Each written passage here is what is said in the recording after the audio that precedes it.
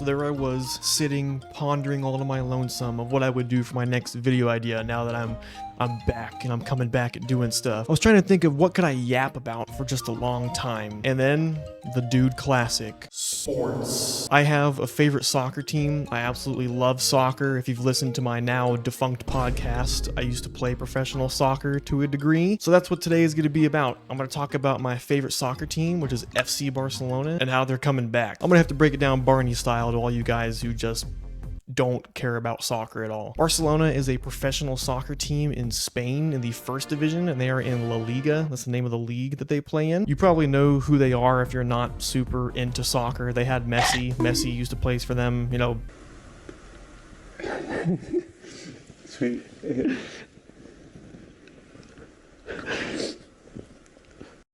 That guy. The logo is super iconic. I'm sure you've seen people wear it on t-shirts and hoodies. And for the past few years, they've kind of sucked. They're not terrible by any means. They're like one of the best teams in the world still, but like with any great team, whenever that super big name player leaves who the franchise is reliant on, like Messi, when that person is gone, then the team kind of starts to lose its identity and doesn't really know what to do after that. It was a funky time for soccer fans in like the COVID times. They couldn't play, and then they could, and then they could only play in empty stadiums, and it was just kind of weird, and it wasn't, I don't know, personally I didn't think it was very fun to watch. At the end of the 2021 season, Messi decided to leave the team. There was a lot of turmoil going on about finances and people getting paid certain amounts, and it was just a big mess of stuff going on. After that, Barcelona doesn't really know what to do with themselves. They've got a few guys left on the roster, some OGs who can still kind of get the job done, but they've sort of lost their identity, and they start to begin to lose some games.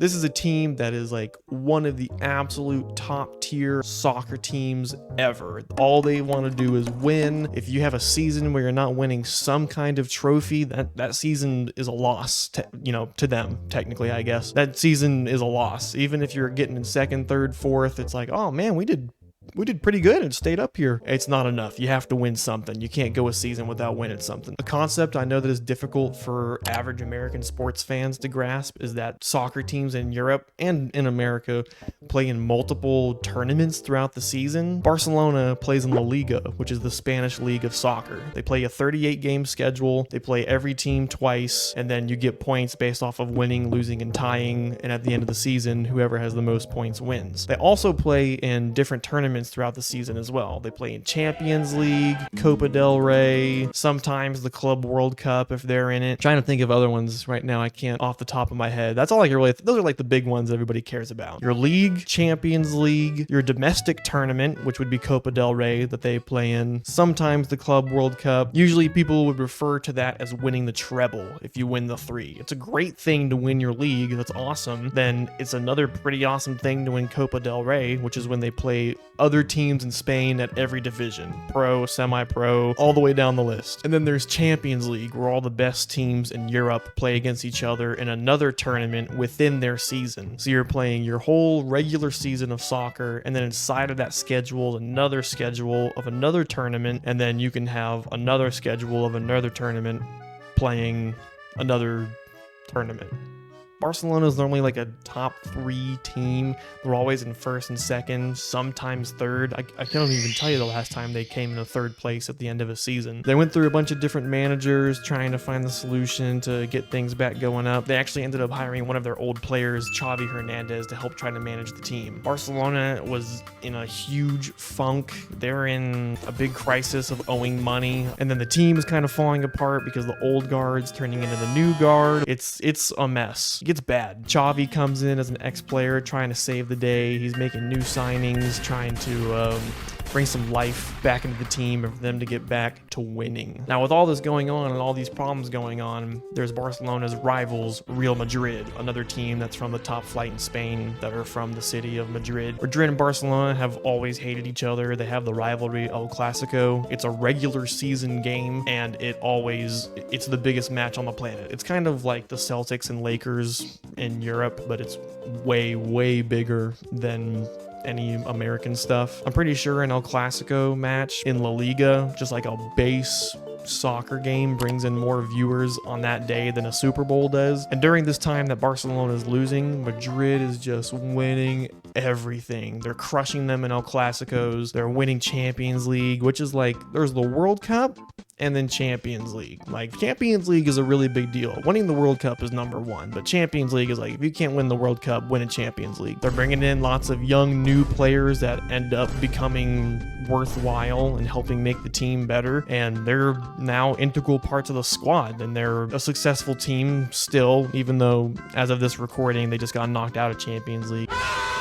Better than Barcelona was for the past few years. Barcelona's trying to sign players to help manage the gap between the teams, and it's just not really getting anywhere. Barcelona is really well known for bringing in a lot of young talent from their academy system, where they develop players up through the ranks. It's called La Masia. It's where Messi came from. They start bringing up more La Masia talent, more younger kids to play on the team, and they bring forward Lamine Yamal is a very young guy by professional sports standards. He's a 17-year-old playing in the highest flight of professional soccer, and he's able to keep up. It's pretty impressive. I believe he debuts as 16 or 17. It's pretty young when he makes his debut game. He's actually become one of the more prolific forwards on the team, like one of the big names that Barcelona needs to look for, and he's doing a pretty good job. He's no Messi. Don't let anybody tell you any different. He's no Messi. He's not Messi, but he's pretty good. He's pretty good. Part of the transfers that they get is a Brazilian winger named Rafinha from Leeds, a smaller team in England. It's no Manchester United or Manchester City, but you know, it's got namesake. It's just you're not going to meet many Leeds fans out in the wild. Rafinha comes to the team and he has a pretty difficult time. He's not playing well. He's messing up in games. He's just kind of like, we spent money on this guy. And as part of their signings to help them try to bring the team up from the abyss, is they sign Robert Lewandowski, who is kind of an aging soccer player now. He's a little bit older in the soccer world, but he's got a good resume behind him. He played for Bayern Munich. He's just a goal machine, like a robot that plays soccer. He's just, that guy knows how to score a goal. So Barcelona signs him, and fans are kind of like, what is going on? Because we've got this guy from Leeds who is not playing very well, and like no one really knows who he is. We got the aging Lewandowski, and then a 17-year-old. Those three players are the best attacking trio in soccer right now. Barcelona started off the season with those three players starting in the forward positions, which are the attacking players, and a new coach named Hansi Flick. If you don't know Hansi Flick, he was a past manager for Bayern Munich, a soccer team out of Germany, and he coached Lewandowski there at one point, so they kind of already knew each other from that. A lot of people didn't know much about him. He came in, won a trophy or trophies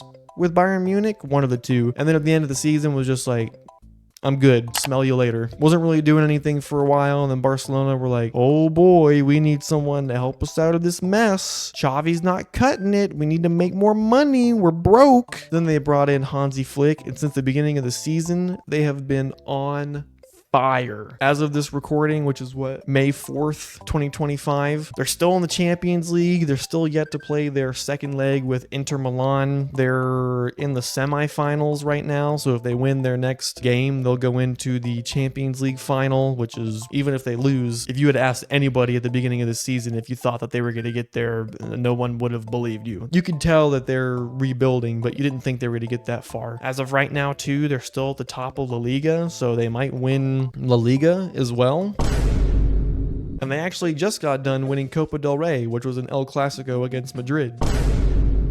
If they could finish out winning the campaign in Champions League and get that dub, that would be huge. And then if they could stay afloat at the top in the Liga and win that out, that would be pretty big for them. Going from a team that was in a rebuilding stage with kind of a few misfits and a brand new manager that a lot of people didn't really know anything about, and becoming a coherent team that's winning championships and on the way to having almost the best season you can have in soccer is that's pretty impressive. That is a ridiculous Spark Notes version of the team and what's been going on for the past 3 years. In summary, they've been a really great team for a very long time. They had a little bit of a rough patch. No one really knew what was going on. They're in a rebuilding phase, trying to get back to former glory, and it's happened a little bit faster than people thought it would, and they're surprisingly the best, if not one of the best teams in the world right now. Hopefully you enjoyed that, and if you didn't, sucks to suck.